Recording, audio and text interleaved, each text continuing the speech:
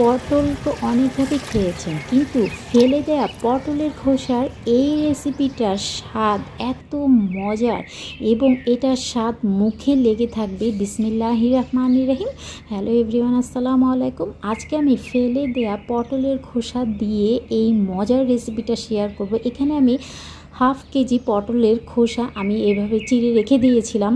তো রেসিপিটা করব সময় হয়নি, ভাবলাম এখন রেসিপিটা করি আর আপনাদের সাথে শেয়ার করি। পটলগুলো অনেক আগে খেয়ে ফেলা হয়েছে, বাট খোসাগুলো রয়ে গিয়েছে। এটা দিয়ে আজকে আমি স্পেশাল রেসিপি করব। খোসাগুলো ধুয়ে একটা প্যানে সামান্য একটু পানি আর পেঁয়াজ কুচি, 3-4 টুকরো কোয়ার মতো রসুন আর কাঁচামরিচ দিয়ে সিদ্ধ করতে বসিয়ে দিয়েছি। অন্যদিকে আরেকটা প্যানে আমি স্পেশাল যে কাজটা করব সেটা হচ্ছে সামান্য একটু তেল দিয়ে পুরো প্যানে খুব ভালোভাবে গরম করে নিব।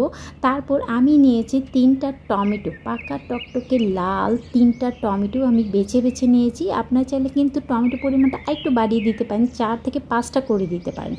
আর আমি এখানে 6 টুকরো রসুনের কোয়া নিয়েছি।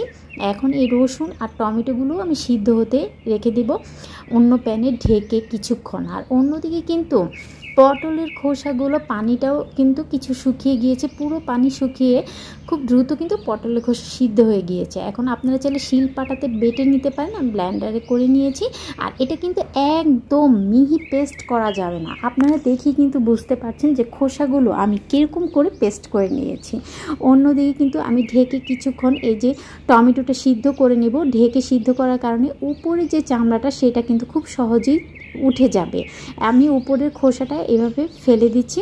আর অন্যদিকে টমেটোগুলো আর রসুনটা একটু ভালো করে পোড়া করে যতটুকু ভেঙে নেওয়া যায় আমি ভেঙে নিচ্ছি। এখন কিন্তু টমেটো খুব সহজে কিন্তু সিদ্ধ হয়ে যায়। এই যে খোসাগুলো আমি ফেলে দিব, কারণ খোসা কিন্তু একদম সফট হয় না, এটা এরকম আস্তই থেকে যায়। আমি সবসময় টমেটো খোসাটা এই জন্য ফেলে দেই ভর্তার ক্ষেত্রে। তারপর টমেটো আর রসুনটা এইভাবে যতটুকু ভেঙে নেওয়া সম্ভব আমি ভেঙে একটা সাইড করে নিচ্ছি। তারপর আমি যে খোসাগুলো পেস্ট করে নিয়েছিলাম সেই খোসা বাটাটা দিয়ে দিচ্ছি।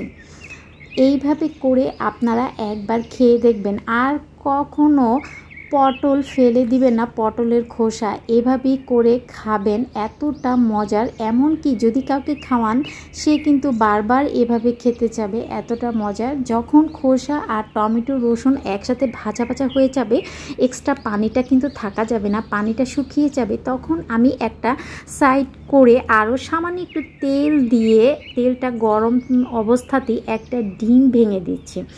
তো আমি কিন্তু খুব বেশি ভর্তা করছি না। আপনারা যদি পটলের খোসার পরিমাণ বেশি থাকে সেক্ষেত্রে 2টা ডিম দিবেন। এখন ডিমটা আমি একটু এভাবে স্ক্রাম্বল করে নিব। যখন ডিমটা এইভাবে শক্ত হয়ে যাবে আর ঝুরা হয়ে যাবে তখন আমি এই পটলের ভর্তার সাথে মিক্স করে নিব। যদি আমি কাঁচা ডিমটা আমি মিক্স করি সেই ক্ষেত্রে ডিমের একটা বাজে গন্ধ হয়, অনেকেই কিন্তু পছন্দ করে না। বাট এইভাবে যখন ডিমটা আমি ভর্তার সাথে ভেজে নিব তখন কিন্তু কাঁচা গন্ধটাও হবে না, কেউ বুঝবেই না যে এই ভর্তার মধ্যে ডিম অ্যাড করা হয়েছে। খুব ভালোভাবে পোড়া করে আমি কিন্তু এটা ভেজে নিয়েছি। এখন আমি সামান্য একটু তেল দিয়ে কিছু শুকনা মরিচ একদম মুচমুচে করে ভেজে নেব, কারণ এখন এটা আমি স্পেশাল যে কাজটা করব, স্পেশাল এই ভর্তাটার টেস্ট কিন্তু আরও দ্বিগুণ হয়ে যাবে।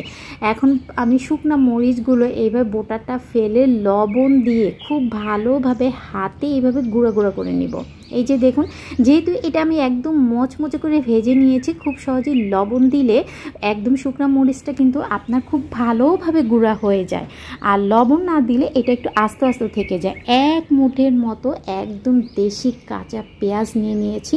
শুকনো মরিচের সাথে পেঁয়াজের যে এত সুন্দর একটা ফ্লেভার বেরোচ্ছে, মনে হচ্ছে এটা দিয়ে ভাত খেয়ে ফেলি।